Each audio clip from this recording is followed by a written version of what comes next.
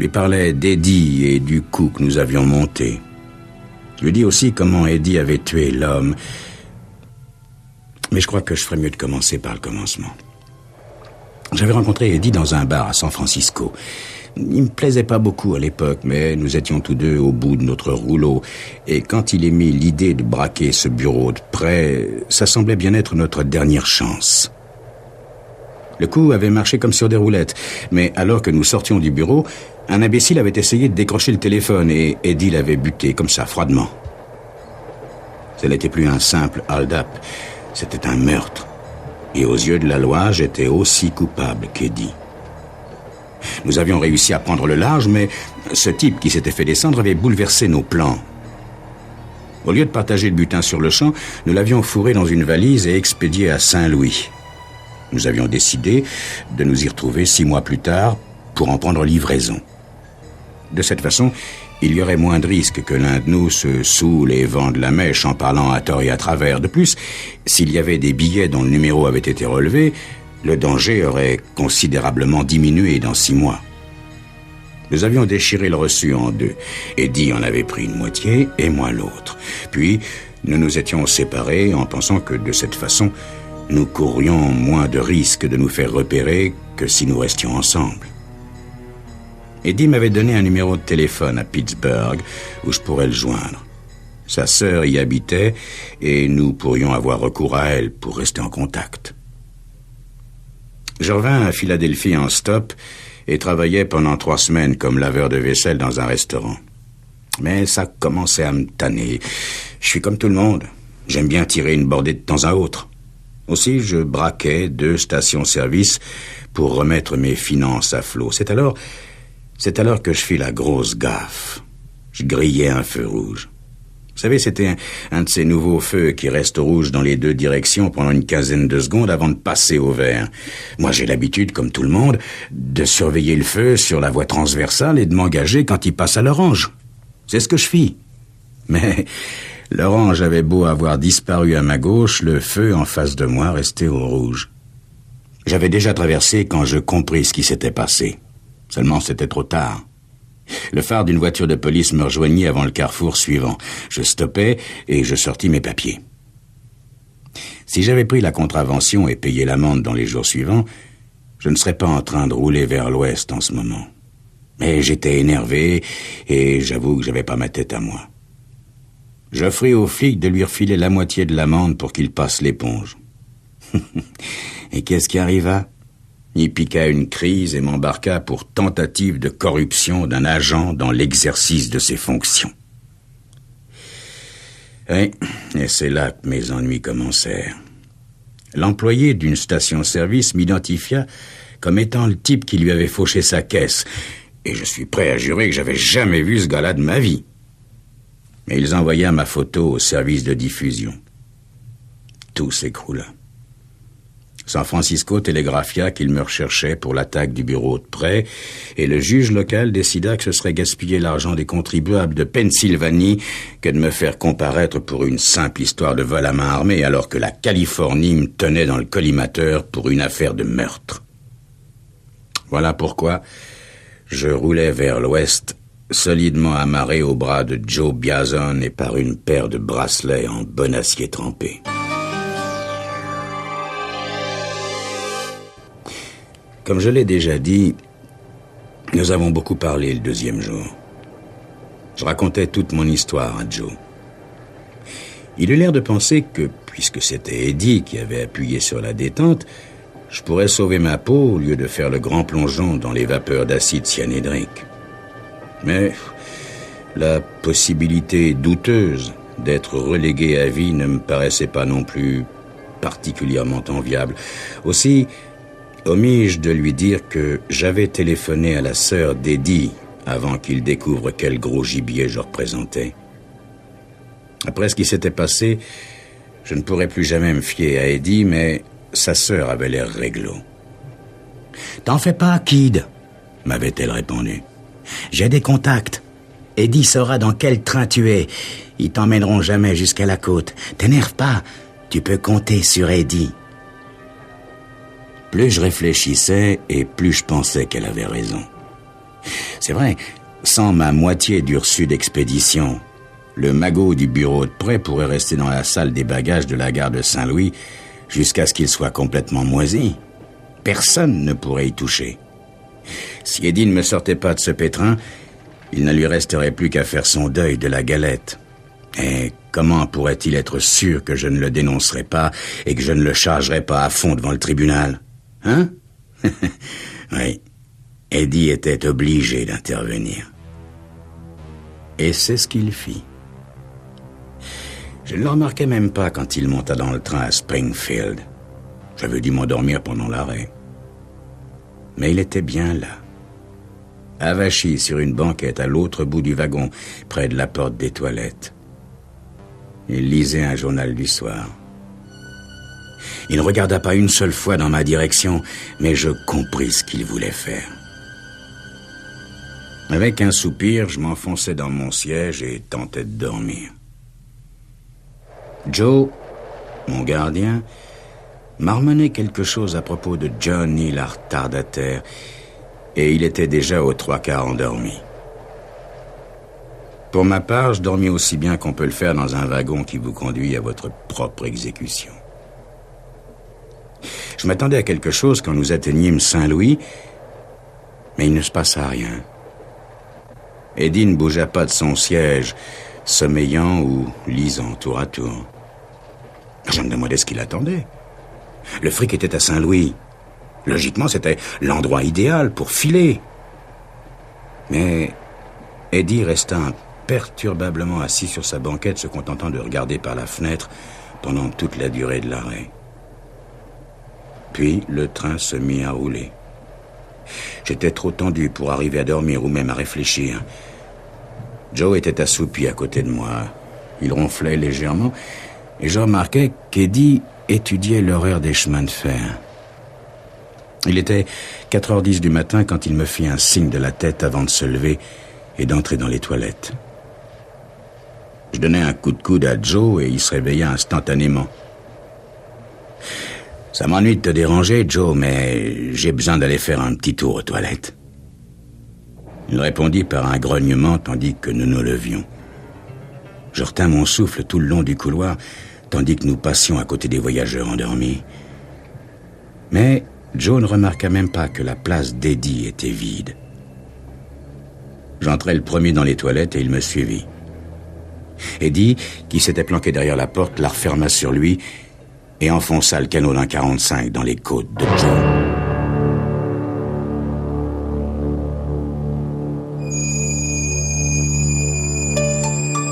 Eddie allait-il abattre Joe? Comment allions-nous nous enfuir? J'étais toujours attaché à Joe avec ses maudites menottes. Ça n'allait pas nous faciliter la tâche. Comment allait se terminer ce fichu voyage vers l'ouest? C'est ce que vous saurez dans quelques instants.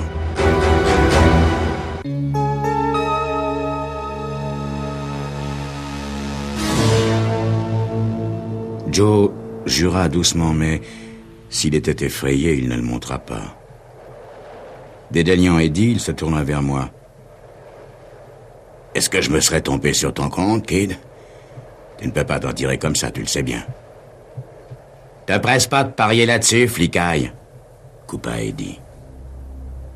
Dans ses yeux brillait le même reflet de folie que j'avais déjà vu quand il avait abattu le gars du bureau de prêt.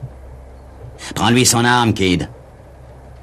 Joe ne fit pas un geste pendant que je fouillais sous sa veste. Je pris le revolver réglementaire dans son étui et je le glissai dans la poche de mon pantalon. « Maintenant, fais ta prière !» grinça Eddie. Les jointures de ses doigts crispés sur la crosse étaient blanches. « Eddie !» soufflai-je. « Eddie, fais pas l'idiot. Je suis toujours attaché à ce gars-là. »« Hein ?» Eddie ricanait, et il y avait quelque chose d'inquiétant dans ce ricanement. « Ouais, je vois. Bon, c'est bon, flicaille. Ça va te faire gagner un peu de temps. Où est-ce qu'est la clé des menottes? »« Je n'ai pas la clé, » répondit Joe. « La clé nous attend au commissariat central de San Francisco, expédiée par avion. » Il n'y avait toujours aucune crainte dans sa voix. Je ne pouvais m'empêcher d'admirer le cran de Joe. Si j'avais été à sa place, face à un cinglé comme Eddie, j'aurais crevé de peur. Mais Joe se comportait comme s'il ignorait ce qu'était la peur. « Écoute, flicaille !» gronda Eddie, le visage toujours tordu par un sourire inquiétant. « Écoute, tu vas faire une balade beaucoup plus longue que mon copain. N'oublie jamais ça !» Il eut une brusque embardée au moment où le train commençait à freiner pour s'arrêter à Oklahoma City. La secousse nous fit perdre l'équilibre à Joe et à moi et nous projeta contre la cloison, mais Eddie était calé dans le coin comme s'il avait prévu le coup. Nous attendîmes dans les toilettes jusqu'à ce que le train soit arrêté, puis nous sortîmes du wagon et traversâmes la gare, la menace d'Eddie collée à nos talons. Au parking, une voiture nous attendait. Joe et moi, on s'installa à l'arrière et Eddie se mit au volant. Il y avait peu de circulation à une heure aussi matinale. Après avoir serpenté à travers la ville, on prit la route 66 pour revenir à Saint-Louis. Eddie se maintenait autour de la vitesse maximum autorisée et on roula en silence pendant une 50aine de kilomètres. Puis, il ralentit comme s'il cherchait quelque chose. Finalement, il retrouva ses points de repère et s'engagea dans un chemin de terre. « Ça pose pas de problème, kid, » dit-il. « Je me doutais qu'il pourrait nous arriver ce genre de truc. Je nous ai trouvé une planque et un outil pour enlever tes menottes. » Le jour s'était levé. Après 10 minutes d'un trajet cahotant, on atteignit une ferme abandonnée. La grange s'était effondrée depuis longtemps, mais la maison d'habitation s'obstinait à rester debout, sans fenêtre, balayée par le vent et les murs tout décrépits. Eddie stoppa sur le côté du bâtiment. C'est alors que je remarquai que Joe respirait bizarrement. En effet, à plusieurs reprises, il avait pris de profondes inspirations avant de se mettre à halter douloureusement, comme s'il était souffrant. « Ça va bien, Joe ?» lui demandai-je. « Ça va bien, kid, » répondit-il. Mais sa voix rendait un son anormal. On sortit de la voiture et on passa le coin de la maison pour monter un escalier branlant. Au moment où on allait pénétrer dans la maison, Joe marmonna quelque chose où il était question de Johnny et s'écroula sur le plancher. Je l'attrapai au vol et réussis à ralentir sa chute. Joe venait de s'évanouir. « Mais qu'est-ce qui lui arrive ?» demanda Eddie. J'étais agenouillé près de Joe, incapable de répondre, et je cherchais son pouls de ma main libre. Pendant un instant qui me parut une éternité, je ne trouvais rien. Puis je sentis quelque chose sous mes doigts, une palpitation faible et maladive, comme celle d'un papillon englué dans une toile d'araignée. Je me tournai vers Eddie. « Il a une crise cardiaque, Eddie. Il faut le conduire à l'hôpital. Si on l'emmène pas, il va mourir. Ça fait pas un pli. » Eddie se mit à rire, mais à rire, comme si j'avais dit la chose la plus drôle du monde. « Écoute, kid, tu parles tout de même pas sérieusement?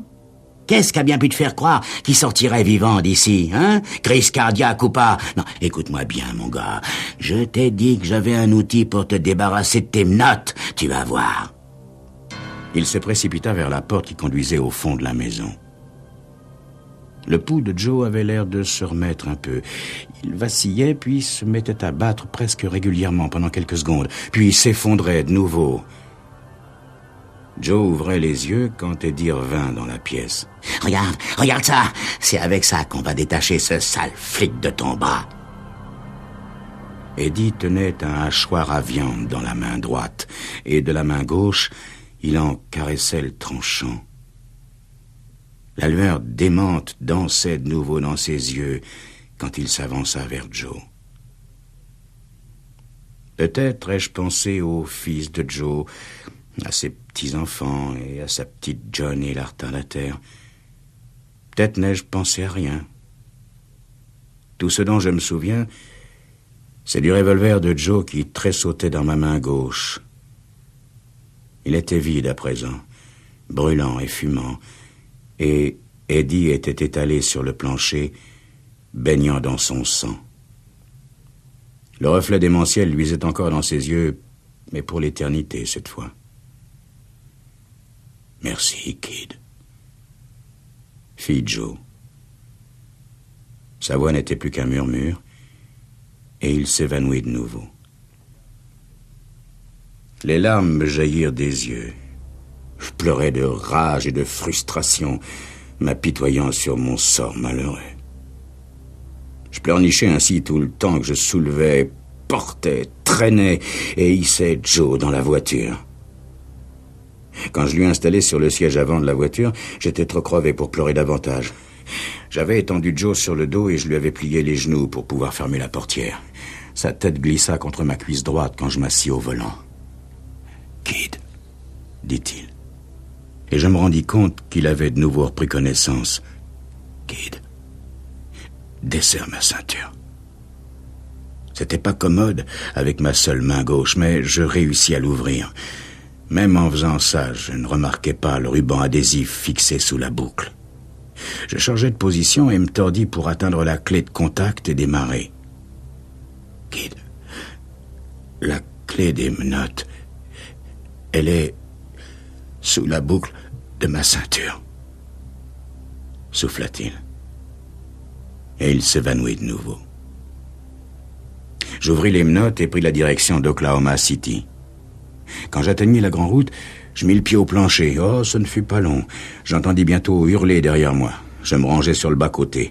Quand le motard vit dans quel état était Joe, il m'ouvrit la route lui-même jusqu'au plus proche hôpital. J'aurais dû m'éclipser après avoir laissé Joe à l'hôpital, mais je ne le fis pas. J'attendis à la porte de sa chambre jusqu'à ce qu'on me dise qu'il s'en sortirait. Alors je me dirigeai vers la sortie, mais une infirmière me rappela. « Monsieur, votre ami voudrait vous parler, mais ne restez pas trop longtemps. » Joe n'avait plus l'air aussi costaud. Il avait le visage creusé, blafard, l'air faible et désemparé sous la tente à oxygène. J'avais peine à entendre ce qu'il disait. « Je n'ai pas l'intention de te faire coffrer, Kid. Je peux pas faire ça. Mais pourquoi n'irais-tu pas te constituer prisonnier? Hein? Ça vaudrait mieux. » Je ne répondis pas tout de suite. Je pensais à la chambre à gaz. Je pensais au procès. Je pensais à ce que serait ma vie derrière les barreaux. Même si j'étais libéré un jour, je resterais marqué tout le restant de ma vie. Je serais un ancien condamné de droit commun. Vraiment, Joe? Tu crois vraiment que ça vaudrait mieux? Je sais pas, Kid. Je sais pas. Honnêtement, je sais pas. Mais quoi que tu décides de faire, petit, écris-moi une fois en passant. Fais-nous savoir au moins où tu es. Hein? Écris-moi, Kid. Je t'en prie, petit. Écris-moi. D'accord, Joe. Je t'écrirai. Il eut un faible sourire et ferma les yeux. Je sortis de la chambre et me faufilai à travers les couloirs jusqu'à ce que je trouve la sortie. La voiture d'Eddie était là où je l'avais laissée, dans le parking. Je me dirigeais vers elle. Mais brusquement, je fis demi-tour et je m'éloignai. Oui, j'aurais pu retourner à la ferme et récupérer l'autre moitié du reçu qui était sur le corps d'Eddie. Mais à quoi bon tout ça?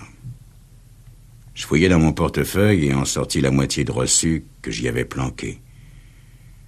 Je le déchirai en menus morceaux et les semai sur la chaussée. Le vent les dispersa comme des confettis poussiéreux, tandis que je prenais la direction des trains qui sifflaient dans le lointain. Tout en marchant, je m'interrogeais. Les choses auraient-elles tourné autrement si on m'avait fait escorter vers la côte ouest par un autre flic que Joe? Joe, mon frère aîné. Pauvre Joe. Je ne lui ai jamais donné beaucoup de raisons d'être fier de moi. Mais je me demande si j'aurais pu laisser Eddie couper la main d'un homme, de n'importe quel homme, pour pouvoir ramasser ce fric. Je ne le saurai jamais. Mais je tiendrai ma promesse, oui. Un de ces jours, j'écrirai à mon frangin. J'écrirai à Joe.